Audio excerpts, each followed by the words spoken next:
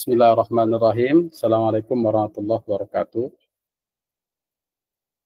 Bismillah, alhamdulillah, la haula wa la quwata illa billah, Muhammad ibn Abdullah wa alihi wa ashabihi wa wala amma ba'du. Puji dan syukur kita panjatkan kepada Allah Subhanahu wa taala. Salawat dan salam semoga tercurah limpahkan pada junjungan kita Nabi besar Muhammad sallallahu alaihi wasallam. Alhamdulillah pada sore hari ini kita masih diberikan nikmat oleh Allah Subhanahu wa taala, nikmat iman, nikmat Islam, sehat walafiat, sehingga kita dapat melaksanakan rutinitas ya kegiatan kita, yakni proses kegiatan belajar walaupun dilaksanakan secara daring. Sebelum lanjut ke materi, kita lihat dulu kelas kita ya. Di kelas kita mata kuliah pengembangan sumber belajar dan media pembelajaran PAI, kita sekarang sudah masuk tema ketiga ya. Tema ketiga atau tema keempat kita nih. Ya. Kita masuk tema keempat, di mana materi kita nanti tentang pengembangan bahan ajar berbasis TIK ya. Dan kemudian rekan semua juga nanti jangan lupa untuk mengisi kehadiran ya. Mengisi kehadiran yang sudah saya tayangkan ya di pertemuan keempat ya. Keempat. Nah, kemudian nanti kita akan membahas pada pertemuan ini tentang pengembangan bahan ajar berbasis teknologi informasi dan komunikasi atau TIK pada mata pelajaran PAI ya. Jadi tema kita sekarang adalah membahas tentang pembelajaran TIK ya, di mata pelajaran PAI. Teman-teman semua, terkait dengan materi ini kita harus memahami dulu. Yang pertama adalah dalam pendidikan agama Islam itu apa sih tujuannya ya belajar PAI itu. Pendidikan agama Islam paling tidak memuat beberapa hal yang dibebankan pada pelajaran PAI itu. Di antaranya adalah bagaimana dapat memahami Al-Quran dan Al-Hadis itu dengan baik. Kemudian di dalamnya ada akidah, ada fikih, ada sejarah, dan juga ada mata pelajaran Al-Quran dan Al-Hadis. Kalau di sekolah, pendidikan agama Islam itu dalam satu mata pelajaran yang disebut dengan mata pelajaran pendidikan agama Islam dan akhlak mulia ya. Kalau kita mengacu pada kurikulum 2013 atau juga mengacu kepada undang-undang Sisdiknas ya tentang bahwa paling tidak memuat tentang pendidikan agama dan akhlak mulia. Kemudian juga kalau di madrasah, madrasah ini mau tidak mau merupakan kepanjangan ya dari pesantren. Karena itu mata pelajaran yang diajarkan di pesantren, diajarkan di madrasah. Walaupun definisi madrasah pada saat ini adalah sekolah umum yang berciri khaskan Islam. Jadi madrasah itu sekolah umum yang berciri khaskan Islam, artinya dikelola baik oleh negara maupun oleh masyarakat yang memang lebih pada muatan-muatan keislaman, namun juga ada muatan-muatan yang sifatnya umum. Jadi sekolah dan madrasah pada saat ini ya walaupun memiliki sejarah yang panjang dalam bentuk pengakuan, namun pada saat ini sekolah atau madrasah sudah tidak ada perbedaan ya secara undang-undang, tapi secara pelaksanaan di lapangan kebijakan. Nah, itu memang ada sedikit perbedaan karena berbeda dalam bentuk koordinasi pengelolaan. Ya, Kementerian Agama itu mengelola madrasah, dinas pendidikan atau mengelola sekolah. Pada dasarnya sekolah atau madrasah sama-sama diakui. Nah, ketika kita mengajar PAI di sekolah dan madrasah, nah tentunya kita juga harus memahami konsep ini ya, konsep sekolah dan madrasah.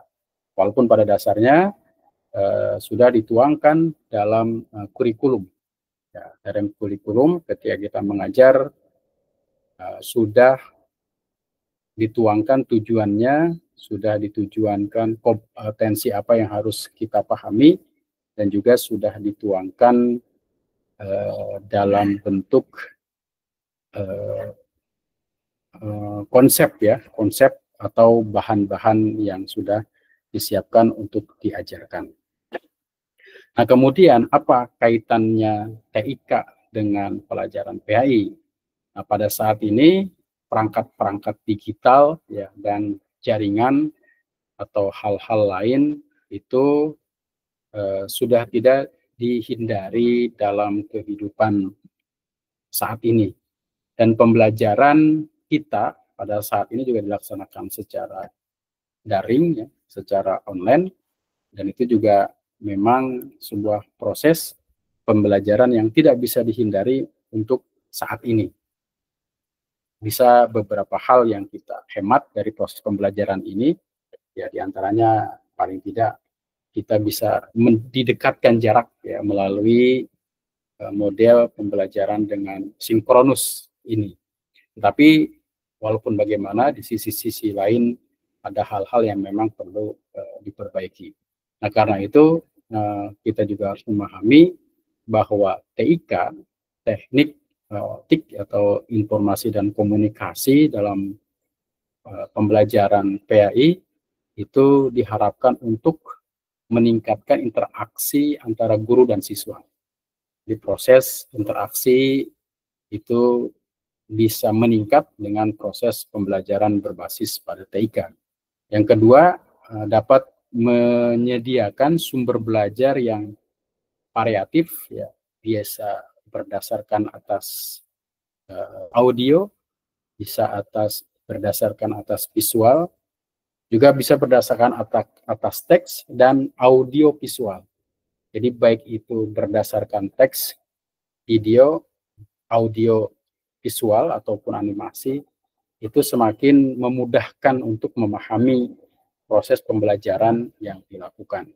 Ya, sehingga kita bisa misalkan proses manasik haji ya, proses manasik haji itu bisa kita tayangkan dalam konteks visual.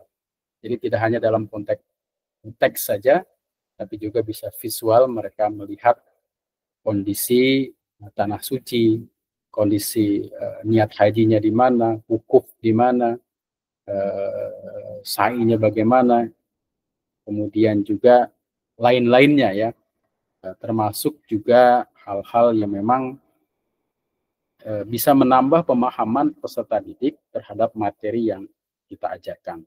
Kemudian yang ketiga, bahwa landasan proses pembelajaran PAI itu adalah bisa memfasilitasi pembelajaran mandiri dan kolaboratif. Mandiri itu artinya mereka dengan TIK ini bisa mempelajari dari rekaman-rekaman misalkan materi yang pernah disampaikan dengan harapan dapat memudahkan pemahaman. Yang keduanya bisa juga kolaboratif.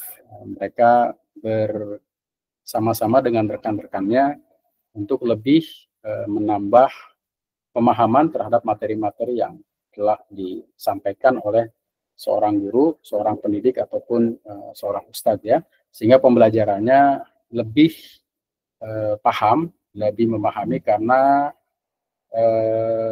lebih mendekatkan pada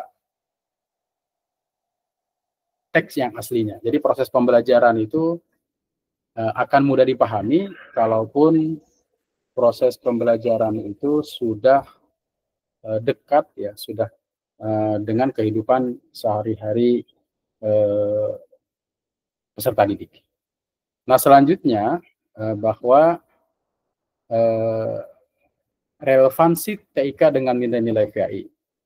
Pertama, PAI bertujuan untuk membentuk insan yang beriman dan berilmu. Tujuan PAI, pendidikan untuk mendekatkan diri pada atau membentuk insan yang beriman, berilmu, dan berakhlak mulia.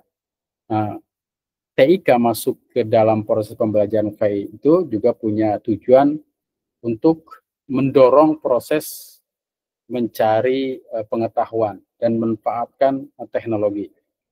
Dan teknologi yang yang digunakan itu juga harus memperhatikan etika, moral yang tidak bertentangan dengan nilai-nilai Islam. Ya, jadi tidak bertentangan dengan nilai-nilai syariah, di mana nilai-nilai syariah itu bisa memandu ya bagaimana proses pembelajaran PAI itu bisa berjalan dengan baik. Nah, berkaitan dengan hal tersebut, maka penting ya bagi seorang guru ya untuk memahami juga proses pembelajaran berbasis TIK ini ya. Baik itu di satuan pendidikan sekolah, satuan pendidikan madrasah, terlebih juga di pondok pesantren. Pondok pesantren ini karena memang siswa itu juga 24 jam ya di pondok pesantren, sepertinya proses pembelajaran berbasis TIK ini lebih baik ya, lebih berorientasi pada hal-hal dari tujuan pendidikan agama Islam itu sendiri. Jadi tujuan pembelajaran berbasis TIK ini adalah untuk meningkatkan kualitas pembelajaran. Nah, kemudian juga proses pembelajaran PAI ini adalah proses bagaimana mereka memahami nilai-nilai Islam berupa akhlak, berupa akidah, ya, berupa fikih, dan lain segala macamnya dengan baik. Nah, karena itu proses pembelajarannya pun harus dipersiapkan dengan sebaik-baiknya. Termasuk juga contoh-contoh atau hal-hal yang terkait dengan proses-proses pembelajaran tersebut. Nah, kemudian, berbasis TIK ini apa? Jenis-jenis bahan ajar berbasis TIK ini apa saja? Yang pertama, bisa berbasis bahan ajar digital interaktif. Bisa menggunakan e-book ya, atau modul digital. Nah, jadi seorang guru PAI, apalagi sudah magister gitu ya, magister PAI ini paling tidak harus mampu membuat e-book atau modul digital ya, modul digital yang dikemas dalam format e-book yang dilengkapi dengan hyperlink. Jadi proses pembelajaran sekarang itu seperti kita proses pembelajaran yang memang tidak lagi mengandalkan kertas e-paper ya, tapi juga mengandalkan link, karena saat ini sudah berkembang teknologi untuk hal tersebut, maka kemampuan seorang pendidik itu, apalagi guru PAI, harus terdepan dalam hal bagaimana menguasai materi-materi pembelajaran, mulai dari bagaimana membuat e-book, juga pemanfaatkan kecerdasan buatan, artificial intelligence, dan hal-hal lain yang digunakan untuk proses pembelajaran PAI, ya. Termasuk ketika bagaimana tata cara sholat dengan baik, menggunakan gerakan-gerakan yang baik dari sumber-sumber yang terpercaya. Nah, karena itu sekarang ini yang terpenting bagi seorang pendidik adalah bagaimana mencari informasi atau sumber-sumber yang cocok, yang relevan, yang valid ya. Jangan bersumber pada informasi-informasi yang tidak valid atau salah, karena informasi yang tidak valid atau salah itu akan berakibat pada ketidakpahaman peserta didik, bahkan juga akan menyebabkan kebingungan. Jadi bagaimana seorang guru atau pendidik PAI ini mampu menyederhanakan topik-topik permasalahan yang akan dibahas melalui bahan ajar atau digital interaktif.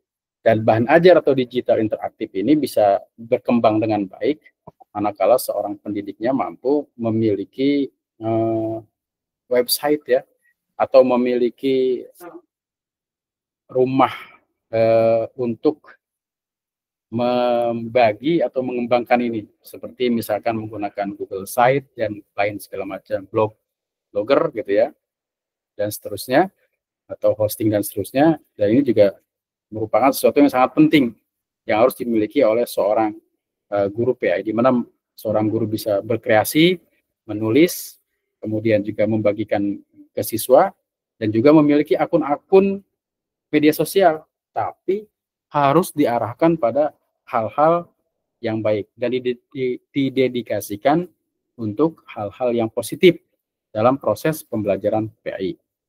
Nah, kemudian bahan ajar digital interaktif selanjutnya adalah multimedia ya, atau multimedia pembelajaran. Ada di sini bisa menggunakan podcast ya. Podcast itu ya katakanlah sebuah acara membahas sebuah topik dilakukan secara baik ya, dengan menghadirkan pembicara langsung dan interaksi yang lain bisa menyaksikan, bisa memberikan tanggapan terhadap hal-hal yang sedang dibahas. Dan ini juga penting ya untuk dilakukan atau juga bisa menggunakan simulasi 3 dimensi ya, untuk menjelaskan konsep abstrak, misalkan sejarah Nabi Muhammad SAW atau proses penciptaan alam semesta. Nah, jadi juga banyak sekali animasi-animasi yang menambah pemahaman peserta didik terhadap materi yang disampaikan. Nah, jangan sampai terbalik ya, materi menggunakan bahan ajar ini malah sebaliknya membuat pemahaman yang semakin tidak baik atau semakin dangkal. Tapi tujuannya adalah bagaimana media-media ini disampaikan untuk menunjang proses pembelajaran dengan baik. Karena itu menganalisis penggunaan media sangat diperlukan, termasuk juga menganalisis tentang program pembelajaran yang akan diajarkan kepada peserta didik. Harus ada kajian kurikulumnya, materinya apa, kompetensinya apa, kemudian indikator apa, sehingga nanti media itu hanya dijadikan sebagai alat bantu untuk lebih menambah pemahaman peserta didik terhadap proses pembelajaran. Nah, kemudian selanjutnya adalah ada platform pembelajaran daring, ada Learning Management System (LMS) ya, Learning Management System. Ini ada seperti Moodle, Google Classroom ya yang kita gunakan, atau platform khusus seperti Islam Ed ya yang menyediakan ruang diskusi, kuis, materi dan terstruktur. Nah, penggunaan media ini harus mampu dikuasai oleh seorang pendidik ya, seorang guru PAI. Nah, penting juga untuk adanya penguatan ini ya, penguatan menggunakan Google Classroom ya, menggunakan Zoom, bagaimana cara menggunakannya, bagaimana mempresentasikannya, bagaimana merekamnya, kemudian bagaimana menguploadnya, sehingga peserta didik kalau pada saat proses pembelajaran ada kesibukan ataupun hal lainnya, itu bisa menyaksikan melalui asinkronus ya, ada rekamannya, mereka bisa menanggapi dan berkomentar melalui ruang-ruang yang sudah disiapkan dalam platform pembelajaran daring ya. Dan sepertinya ke depan itu memang bukan hanya penyiapan infrastruktur berupa RKB, ruang kelas baru ya, tetapi infrastruktur ruang-ruang digital juga harus menjadi prioritas utama. Kenapa? Karena orientasi pembelajaran kita saat ini adalah orientasi pembelajaran antisipatoris. Artinya berorientasi pembelajaran pada masa depan yang tentunya pada masa yang akan datang dengan berkembangnya teknologi apalagi teknologi informasi yang sudah berkembang sangat masif ini, maka PAI mau tidak mau akan terkena imbas. Karena itu harus juga dilakukan pembaruan-pembaruan dalam proses pembelajaran sehingga mampu menghadapi tantangan-tantangan zaman pada saat ini. Kemudian juga ada platform pembelajaran daring itu bisa menggunakan aplikasi mobile untuk seperti misalkan menghafal Al-Quran ya, belajar tajwid atau kuis-kuis lainnya. Dan ini banyak sekali aplikasi Quran itu juga banyak sekali ya. Kemudian aplikasi hadis ya, juga seperti Lidwa Hadis dan segala macamnya. Jadi mencari hadis dari ribuan hadis itu mencarinya di setiap kitabnya itu dengan mesin pencari sehingga mudah ya.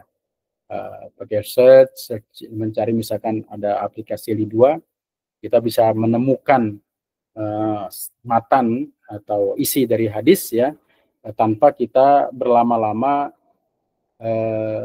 membuka kitab ya, tapi sudah pindah ke ruang aplikasi. Sehingga ini memudahkan kita dan harus dimanfaatkan dengan sebaik-baiknya. Dan itu juga menjadi sesuatu yang tidak bisa dihindari pada proses kehidupan saat ini. Ya, jadi penting juga untuk memahami platform-platform pembelajaran daring seperti LMS dan mobile. Nah, kemudian ada konten kreatif berbasis web. Ada website edukatif ya, situs yang menyajikan artikel, video, ceramah atau infografis tentang akhlak, zakat atau puasa. Nah, sekarang kalau kita buka platform misalkan lembaga-lembaga zakat, itu biasanya ada kalkulator zakat ya. Nah, ini juga memudahkan kita untuk bisa menghitung zakat. Atau ada game ya, seperti Journey to Hijrah ya, yang mengajarkan nilai hijrah Rasulullah SAW melalui misi interaktif. Jadi banyak sekali proses-proses konten-konten yang bisa kita gunakan untuk melakukan proses pembelajaran. Tapi ini bisa digunakan manakala perangkat-perangkat pembelajarannya sudah tersedia. Ya, jadi tidak ada sebenarnya model-model atau pembelajaran-pembelajaran yang terbaik. Yang ada adalah bagaimana proses atau model pembelajaran itu bisa dipahami, diterima dengan baik, sehingga informasi tersampaikan.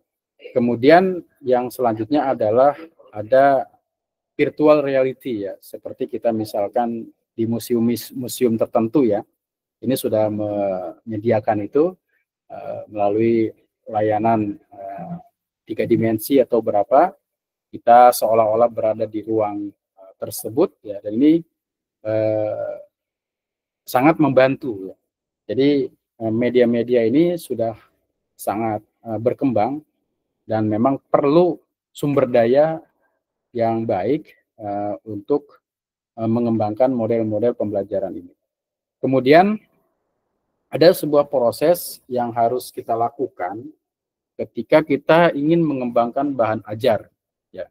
Apa itu proses yang kita lakukan? Yang pertama adalah menganalisis kebutuhan. Kita menganalisis kurikulum seperti yang saya sebutkan tadi, menyelaraskan ya bahan ajar dengan kompetensi inti atau KI dan kompetensi dasar atau KD pada kurikulum 2013. Nah, sebutan-sebutan ini mungkin ke depan bisa berubah ya, tergantung kurikulum yang kita gunakan. Tapi pada intinya adalah ada kesamaannya. Bahwa kita harus menganalisis kurikulum, mampu memahami pesan-pesan apa yang harus kita sampaikan dalam proses pembelajaran. Yang selanjutnya juga dalam menganalisis kebutuhan ini, kita penting juga menganalisis karakter siswa atau peserta didik, yaitu menyesuaikan konten dengan gaya belajar generasi milenial, generasi saat ini yang cenderung visual dan kinestetik.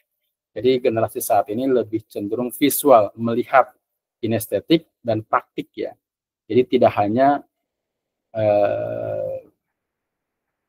berbicara, karena berbicara memang sepertinya sudah ditinggalkan, tapi lebih cenderung pada visualisasi dan praktik.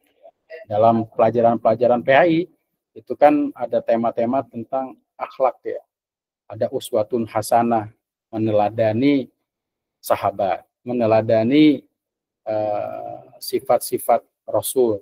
Nah, ini juga perlu contoh, karena kalau ada contoh gampang untuk menyebutkannya. Dan karena itu dalam proses pembelajaran kita ini, mau tidak mau seorang guru, kalau dia guru PAI, harus menjadi contoh terbaik muridnya. Jadi kalau ditanya berakhlak yang baik seperti apa, ya seperti guru ya. Karena gurunya itu akan mencontoh guru yang lain. Seperti kita ditanya berislam yang baik seperti apa. Ya tentunya jawabannya adalah ketika kita berislam yang baik seperti yang dicontohkan oleh Rasulullah SAW. Yang tentunya hal ini memang penting bagi kita untuk memahami bahwa proses pembelajaran akhlak itu harus ada sumbernya, harus ada contohnya. Jadi tidak bergerak di ruang-ruang hampa. Ya, kalau bergerak di ruang hampa sulit, tetapi ada contohnya, ada bahannya yang bisa disebutkan, dijadikan sebagai contoh dalam proses pembelajaran. Ada kemudian desain, perancangan ya, seperti pemilihan format, menentukan apakah materi akan dikemas dalam video atau e-book atau aplikasi lainnya. Ini juga penting ya. Kemudian ada integrasi nilai Islami, sepertinya memastikan desain grafis, musik, narasi yang tidak bertentangan dengan syariat. Misalnya menghindari gambar makhluk dalam materi akidah. Ya, ini kan sangat subjektif ya terkait dengan pemahaman-pemahaman ini, tapi bagaimana kemudian kita melakukan proses pembelajaran yang tidak bertentangan dengan nilai-nilai Islam. Nah, kemudian pengembangan. Ya, pengembangan juga harus dilakukan, diantaranya adalah pembuatan konten kolaborasi antara ahli PAI, desain grafis, dan programmer. Nah, kalau sekarang kan sudah berkembang aplikasi-aplikasi, gambar-gambar, pamflet-pamflet ya. Maka seorang guru PAI mau tidak mau, guru PAI milenial saat ini harus mampu menguasai itu, aplikasi-aplikasi seperti pamflet, menggunakan Canva, menggunakan platform-platform lainnya, mengedit video, menayangkan video dalam sebuah dalam sebuah aplikasi tertentu ya. Kemudian juga kecenderungan bagaimana mengedit ya video, karena sekarang ini kecenderungan orang tidak mau melihat pesan video itu dalam teks atau narasi yang panjang, tapi yang pendek tapi pesan tersampaikan. Nah, ini yang penting, dan ini kemampuan ini harus dipahami dan dikuasai oleh guru PAI saat ini. Bukan hanya guru PAI sebenarnya, ya semua guru harus memahami proses pembelajaran berbasis IT. Nah, kemudian ada implementasi dan evaluasi. Nah, pelatihan guru itu juga harus ada dalam sebuah lembaga pendidikan ya, harus ada tim kreatif ya. Nah, tim kreatif itu mengembangkan sebuah lembaga, sehingga lembaga ini kan dalam sebuah pendidikan itu berorientasi pada kepuasan pelanggan ya. Jadi pelanggan pendidikan, bahwa pendidikan itu sebagai sebuah proses perbaikan berkelanjutan. Karena sebuah proses perbaikan berkelanjutan, maka sekolah harus mampu merespon itu.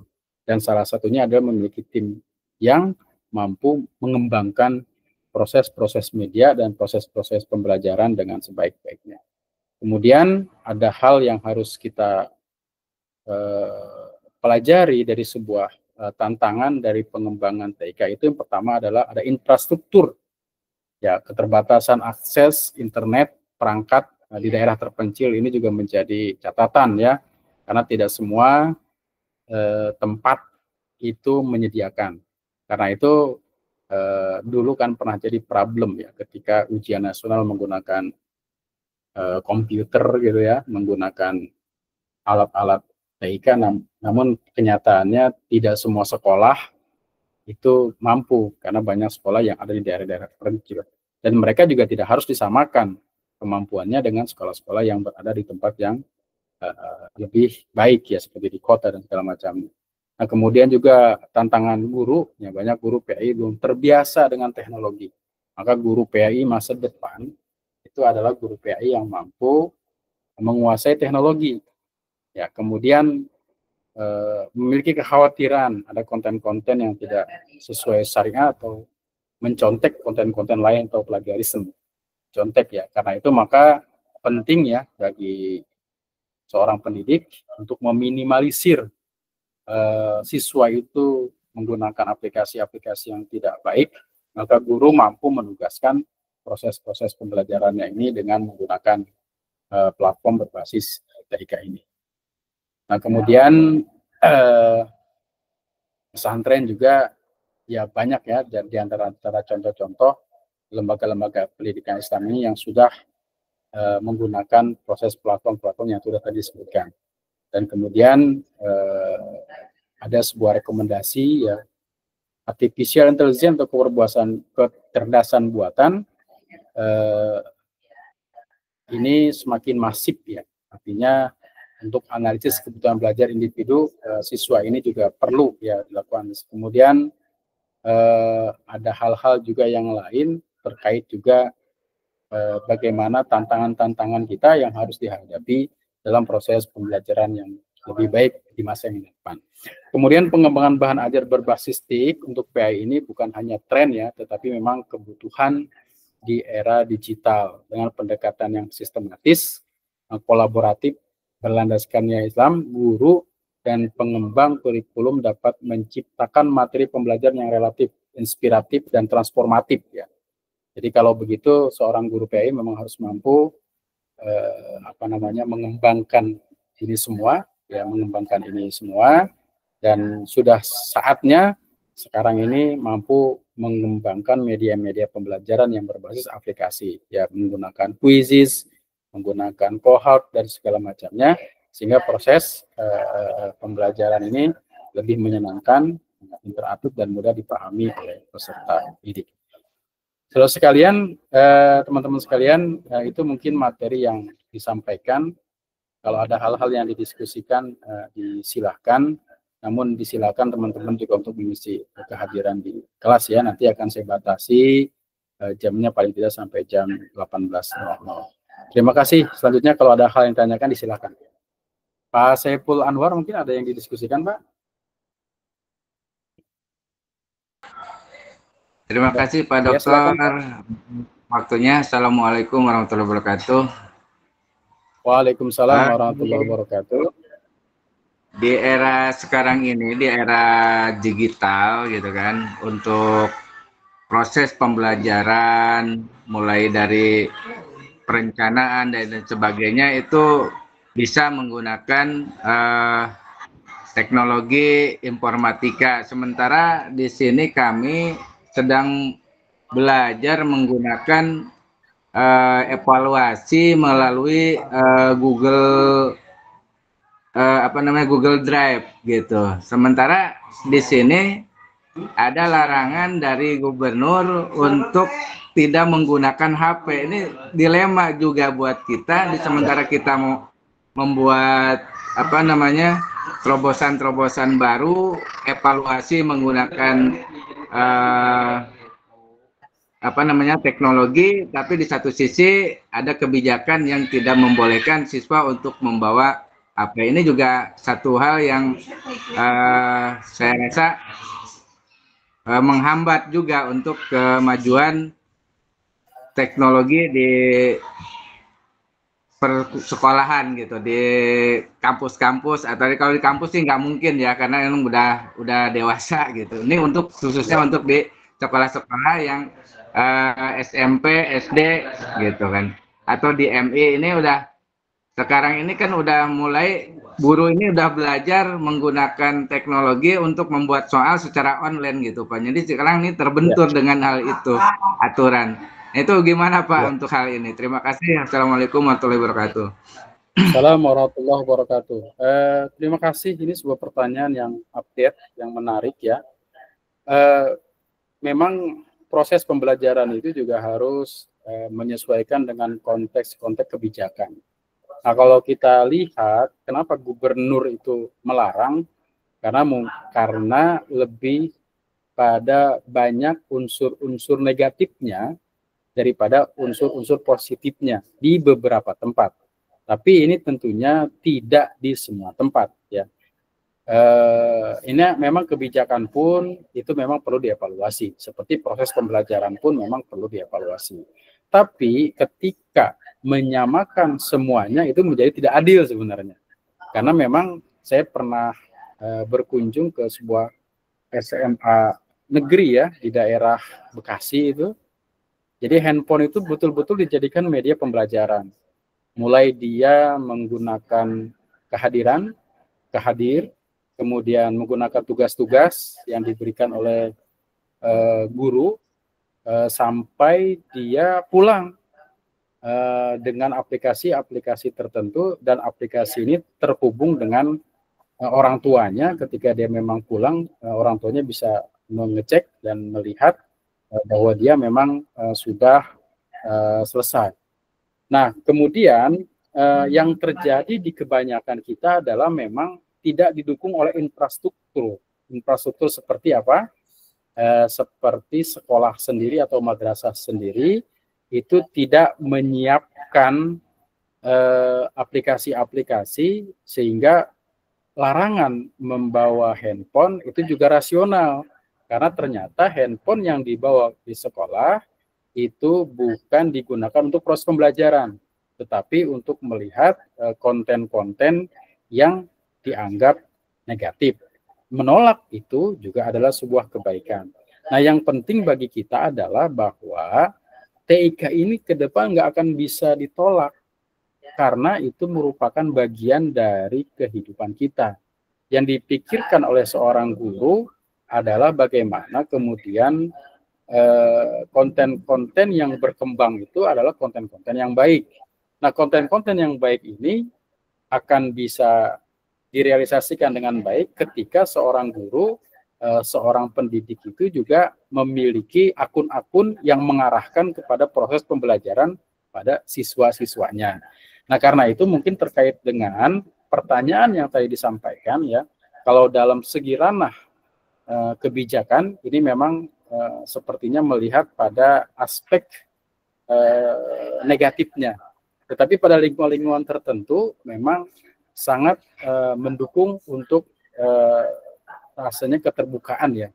Apalagi kalau di sekolah, di beberapa sekolah madrasah saya lihat ketika siswa itu datang membawa handphonenya itu dimasukkan ke dalam kotak ya, kemudian diambil pada saat siswa itu pulang. Nah, permasalahannya kemudian adalah ketika ada salah satu handphone yang hilang.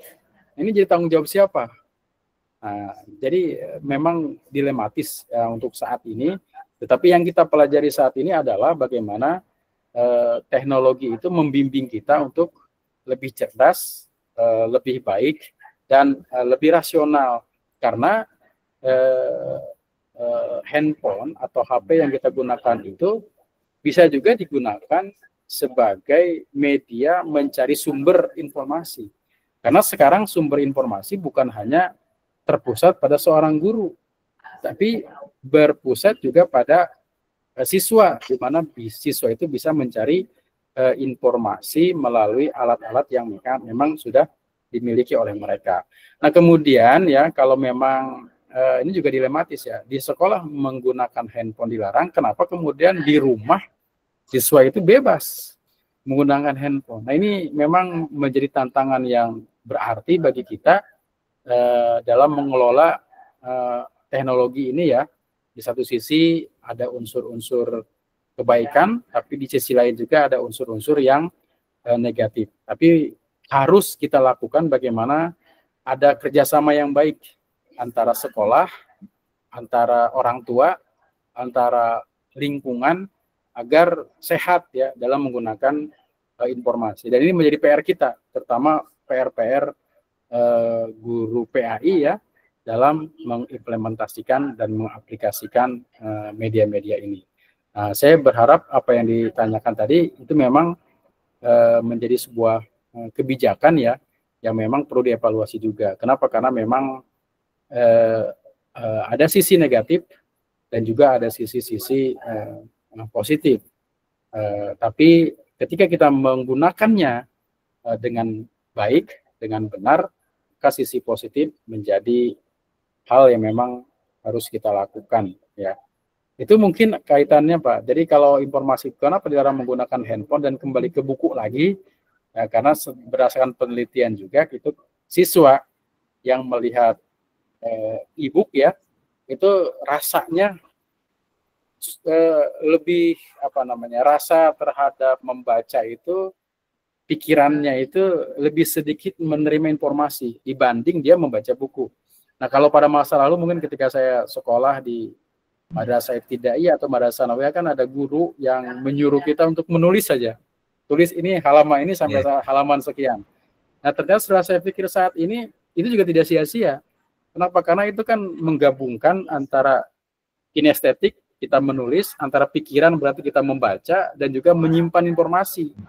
Ya mungkin, tapi kalau kita lihat pada saat ini, sepertinya proses pembelajaran ini sudah tidak baik lagi.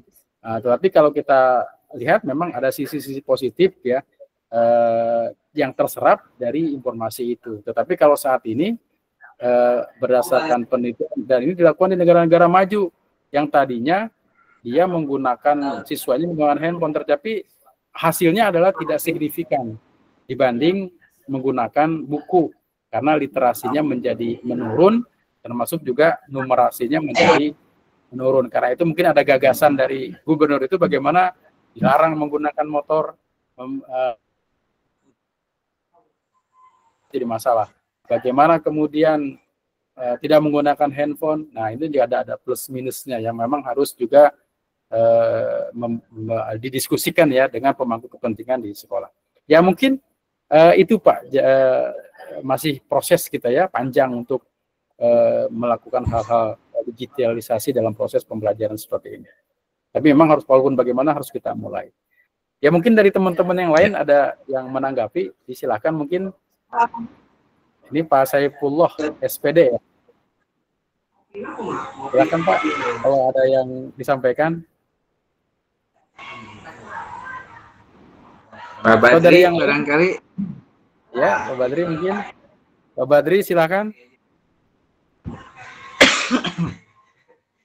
Oke, kalau tidak ada, saya cukupkan dulu teman-teman semua ya, sahabat-sahabat semua. Jangan lupa untuk mengisi kehadiran di Google Class ya. Terima kasih atas kehadirannya. Mohon maaf atas segala kekurangan. Akhirul kalam. Assalamualaikum warahmatullahi wabarakatuh. Waalaikumsalam warahmatullahi wabarakatuh.